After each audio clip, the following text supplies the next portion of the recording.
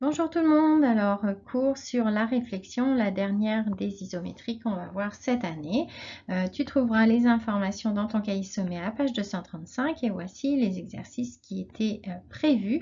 Mais je te rappelle que comme la situation est très particulière, nous ne verrons pas vraiment la construction ensemble. Là, je vais en parler, mais c'est pas une obligation, c'est pas quelque chose de toute façon qui aurait été qui serait contraignant si tu ne l'apprenais pas pour la suite. Donc, pas de panique là-dessus. Alors, tout d'abord, on répond à la question qu'est-ce qu'une réflexion? Eh bien, une réflexion, c'est une transformation géométrique du plan, on l'a déjà dit, mais c'est avant tout, là encore, une isométrie. C'est-à-dire que figure initiale et figure image sont superposables, elles sont isométriques, parfaitement identiques.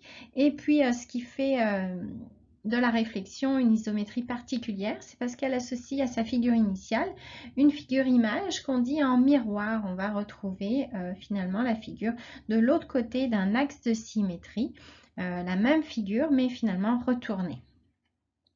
Alors là encore, le vocabulaire est important. On va retrouver, comme pour les autres isométries, la figure initiale, la figure image, mais pour l'axe de symétrie, pour la symétrie axiale, c'est-à-dire la réflexion, eh bien, on va avoir un axe de symétrie, ou on appelle aussi axe de réflexion. Puis cet axe, comme c'est une droite, on aurait pu l'appeler D pour droite, mais on va l'appeler petit s pour symétrie tout simplement. Donc ça, tu vas le retrouver souvent, ce petit s. Il est vraiment là pour te dire que c'est un axe de symétrie. S pour symétrie. Hein, toujours très créatif. Alors je disais, cet axe de symétrie, on l'appelle aussi axe de réflexion, puis c'est important parce que c'est autour de cet axe que va se retourner cette figure. On va la voir de l'autre côté comme si ça se soulevait, ça se retournait. Alors, ce qui va être intéressant de comprendre, c'est que faire une réflexion, c'est vraiment prendre une figure et la retourner de l'autre côté, hein, comme si elle tournait autour d'un axe en 3D, mais sur papier, on va juste venir la voir en effet miroir de l'autre côté. Mais visuellement, c'est vraiment intéressant de voir ça, c'est-à-dire d'imaginer que cette figure, elle tourne en 3 dimensions autour de l'axe de symétrie pour arriver comme ceci à sa figure symétrique. Donc voilà, vraiment penser, hop, ça se soulève, puis ça se retourne pour se mettre tout simplement de l'autre côté. Donc en imaginant à la fin que ça nous donne donc cette symétrie-là.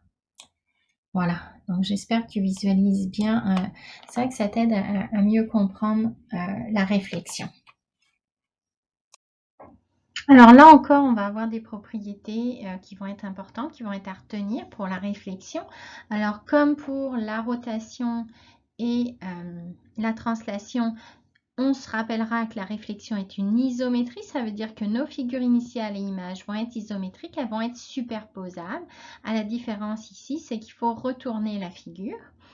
L'autre information qui est importante à retenir, puis ça va nous permettre de faire les constructions, c'est que la distance entre un point, l'axe et son point homologue va être la même. C'est-à-dire que la distance qu'on retrouve ici du point A à la droite va être la même que la distance qu'on retrouve de la droite à son point image. Et ceci pour chacun des points construits. On va à chaque fois avoir cette même distance entre chacun de nos points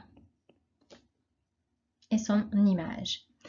Ensuite, il faudra se souvenir que comme ici, il y a un retournement de la figure, et bien que l'ordre des sommets, lui, il ne va pas être conservé cette fois-ci, il va changer. C'est-à-dire que si on regarde sur la figure, quand on va nommer ici A, B, C, D, hein, on est dans le sens ici anti-horaire, et bien quand on va nommer la figure image, cette fois-ci, on va tourner dans l'autre sens. Là, on est dans le sens horaire. Vous voyez, A', B', C', D'.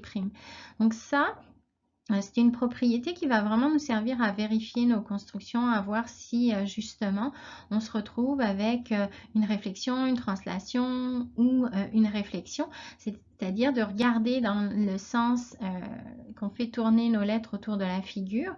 Puis donc si on ne va pas dans le même sens pour une figure initiale et une figure image, ben, c'est qu'on a peut-être affaire à une réflexion, ça donne un bon indice. Alors, pour la construction, hein, je vous disais, pas nécessaire vraiment de l'apprendre cette année, mais il n'empêche que c'est quand même intéressant, ça permet de comprendre cette construction et donc cette réflexion. Donc, l'idée ici pour une réflexion, c'est vraiment de venir construire cette image de l'autre côté en effet miroir. Donc, ça va consister à rester sur des droites perpendiculaires à l'axe de symétrie et à reporter cette distance hein, pour être finalement à la même distance des deux côtés de cet axe de symétrie. Alors, si je décortique cette construction, première étape, sur un premier point, on vient tracer une droite perpendiculaire ici à l'axe de symétrie et qui passe par ce point-là, tout simplement. Ensuite, on vient reporter cette distance qui va du point qu'on a choisi à la droite de l'autre côté. Donc, soit avec ta règle, soit avec un compas. Hein, et en piquant ici, on fait comme tracer un cercle là, puis on va avoir donc reporté cette distance ici de l'autre côté. Et c'est terminé, on obtient déjà B' notre image. Donc, qu'est-ce qu'il nous reste à faire par la suite? Eh bien, à faire la même chose pour chacun de nos points. Donc, je trace perpendiculaire. J'aurais pu rajouter ici le codage de l'angle droit. Je trace une perpendiculaire et je reporte la distance. Même chose pour C. Je trace la perpendiculaire et je reporte, donc la distance. Et donc, une fois bien sûr qu'on a obtenu ces 3 points là, qui sont images de ABC, eh bien on n'a plus qu'à les relier en suivant l'ordre, donc A', B', C'. Donc très important effectivement de noter tout de suite le nom du point image pour s'y retrouver, pas se mêler les pinceaux. Voilà, c'est à peu près tout ce que tu dois savoir sur la réflexion. J'espère que ça va t'apporter de la réflexion. Sur ce, salut, bye et n'hésite pas à me poser des questions.